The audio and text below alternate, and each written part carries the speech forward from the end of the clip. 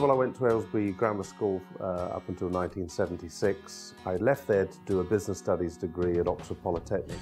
And after 18 months on the course, I realised this wasn't for me. I was getting involved in all the social side, I was running concerts, became a DJ, and I had no interest in the course whatsoever.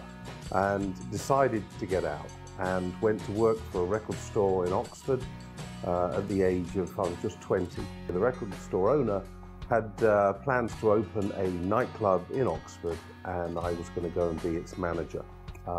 Those plans fell through, and in the end I actually went out and found other record store sites for him. And over the following 3 years I opened 6 more shops for him, found the locations, recruited the staff, and got the stores open. And in the end, at the age of 23, I bought 3 of his 7 record stores, with my family helping by guaranteeing an overdraft for me. So at that tender young age, I had my own business and a lot of responsibility. Within the next 7 months, I opened 4 more stores. So I had 7 record stores at the age of 24. I then got involved in video rental right at the beginning of that boom, and changed my stores to be more video stores than record stores. And so by 1987, I had 12 record and video stores, and became noticed on a more national level by the video companies, and was approached to become part of a national chain. And so in 1987, sold the business to a company called CityVision PLC, and I became a PLC director at 27 with no qualifications. And then over the following 3 years, I opened 700 video stores as managing director of Ritz. Amazing education for someone who, had to learn fast at that level, because I ended up managing 3,000 people in those stores and building a business which was turning over in excess of 80 million. At the age of 30, and with the growth slowing down on the business, the company realized they needed an older, more experienced managing director to run the business, and really wanted to move me sideways. That was my opportunity to leave that business. They honored a contract with me and paid me off. And there I was at the age of 30, unemployed, on holiday, thinking, what do I do next? And as luck would have it, I'd gone to a couple of Super Bowls in the States, and I'd met some people who were involved in the American sportswear business. And they basically offered me the opportunity to sell their goods in Europe. And they had licenses, one of them had licenses to sell NFL t-shirts, and had just been let down by a customer and had 28,000 t-shirts unsold. And basically we came to agreement over a couple of beers, shook hands, and he shipped me 28,000 t-shirts, which arrived in my driveway, and I had to go out and sell them. And as luck would have it, he said, pay me when you sell them. So it was a no-risk opportunity for me. So I immediately went out and started knocking on doors. I went to American sports shops, I went to US Air Force bases. I went out and tried to find a market for it. And I also realized I needed more than just t-shirts. So I went and found 3 other companies that sold bags, jackets, and baseball caps, and created an all-rounded business that I could offer a good selection to retail stores. I also opened 4 of my sports stores at that time to sell the goods that I was bringing in. One of the companies I represented was called Twins Enterprise in Boston. We formed such a good relationship. I became the UK distributor, that they offered me the chance to actually set their company up properly in Europe. And so in 1993, I opened Twins Enterprise, based in Milton Keynes, and started a distribution business for them across Europe.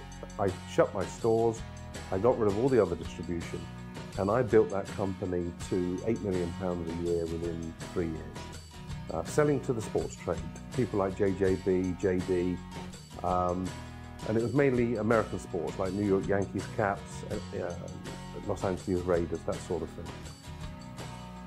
In 1999, I got bored of that, After building it, I decided I wanted to have my own business again.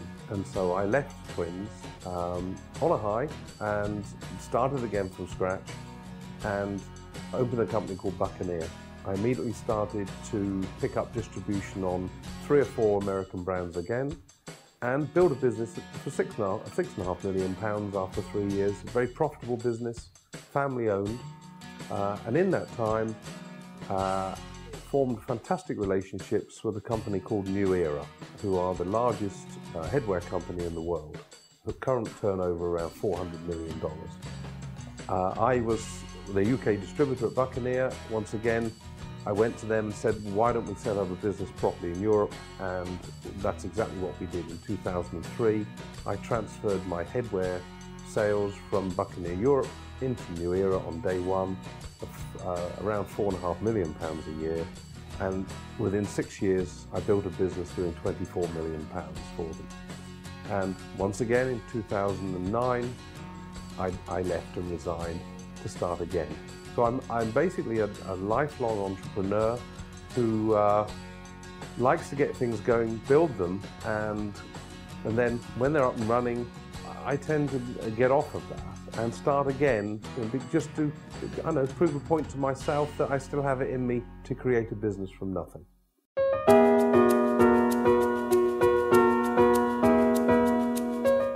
I think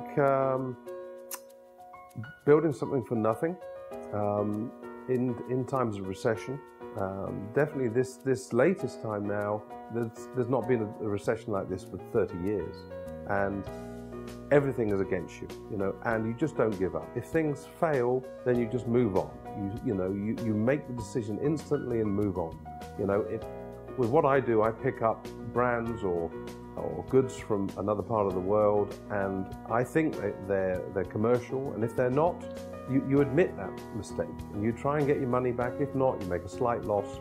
You put that money back into the business and you move forward, and you just keep trying until you get the right thing.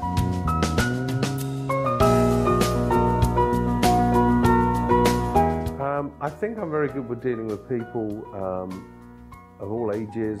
A lot of people going into business don't understand the full aspect of what that means. And a lot of people I've spoken to over the years who want to start their own business, they talk about what they're going to earn, what they're going to do, but they never look at the downside immediately. And that's the one thing I would tell people to do, and make them realize the absolute worst thing that can happen, and then bring them back from that into reality.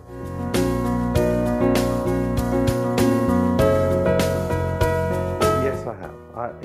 In fact, when I left college and I went to work in the record store, the guy that I joined, who has been very successful in his life, was a key part of me wanting to, basically achieving what I've achieved, because he was the one every day that excited me about what we were doing, about where we could take the business we were in, and everything was possible. There were no rules, and absolutely taught me. And it's funny because after 20 years of not really seeing him, we're now back in touch, and we go out socially, and it's great because you find people in life you hit it off with, and on a level of business, and we talk the same business language, but I've learned it from him.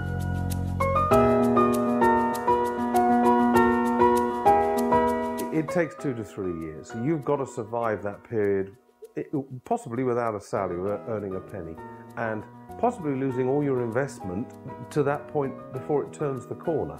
And a lot of young people that write business plans with them doing high sales, making money on the first year, it does not happen, because even with my own family, I have 4 sons. One is getting into business and he's very excited about it, and I want to encourage him, but everything's exaggerated, and even though giving him advice in the early stages, he's realized himself that I was talking sense, but I had to let him see that and find out his own mistakes to then realize that, maybe lose some money, but then you learn, and you learn the hard way, and that's not a bad thing.